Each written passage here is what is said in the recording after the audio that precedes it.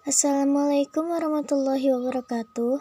Saya Maulida Syarifah Salwa dari kelas 12 IIS ingin mempresentasikan tentang upaya bangsa Indonesia dalam menghadapi ancaman disintegrasi bangsa.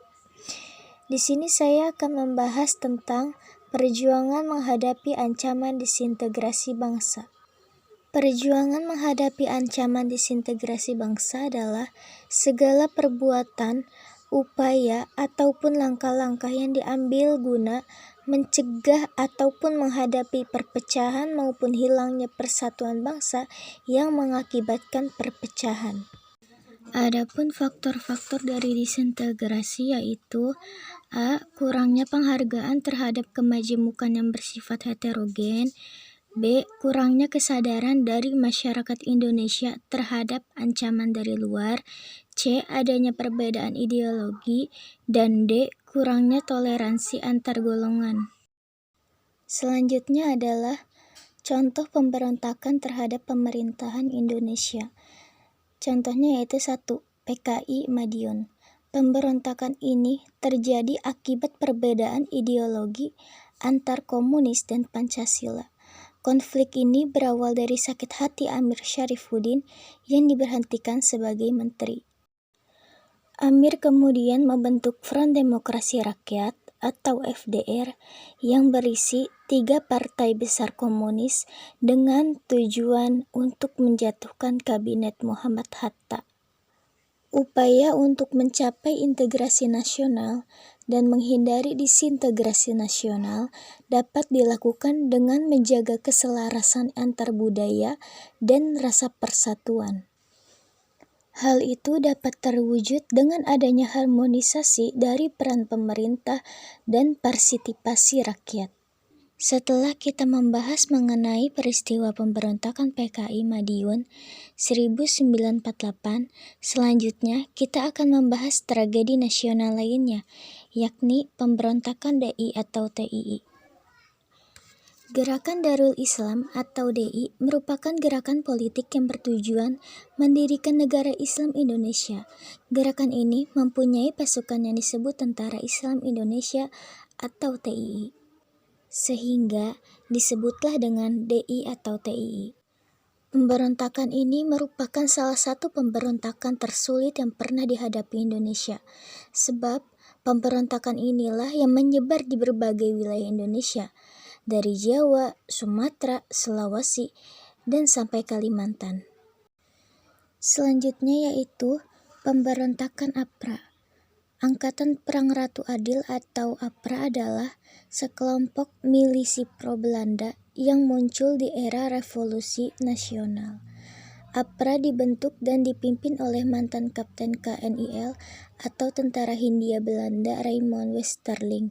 Westerling mempertahankan bentuk negara federal karena menolak Republik Indonesia Serikat atau RIS yang terlalu Jawa sampai sentris di bawah Soekarno-Hatta. Upayanya pemberantasan APRA yang dilakukan pemerintah RIS adalah dengan melancarkan operasi militer, melakukan perundingan dengan komisaris tinggi Belanda, dan memerintahkan penangkapan terhadap Westerling dan Sultan Hamid. Selanjutnya adalah pemberontakan Andi Agis. Pemberontakan ini terjadi pada bulan Maret sampai April 1950 di Makassar, Sulawesi Selatan. Andi Agis merupakan mantan pasukan KNIL atau Tentara Hindia Belanda.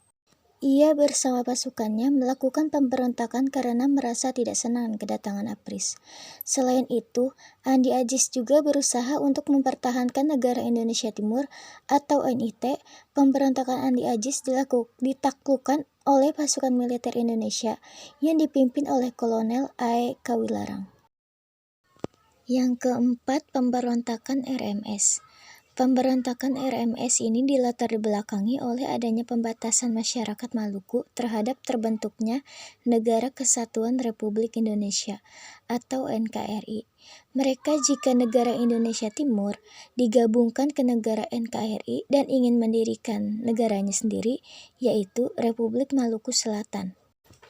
Selanjutnya yaitu yang kelima, terbentuknya PRRI dan Permesta. PRRI merupakan sebuah singkatan dari Pemerintahan Revolusioner Republik Indonesia. Pemberontakan ini terjadi akibat serangan darat di Sulawesi dan di Sumatera, merasa tidak diperlakukan dengan adil dibandingkan tetara di Jawa yang lebih sejahtera.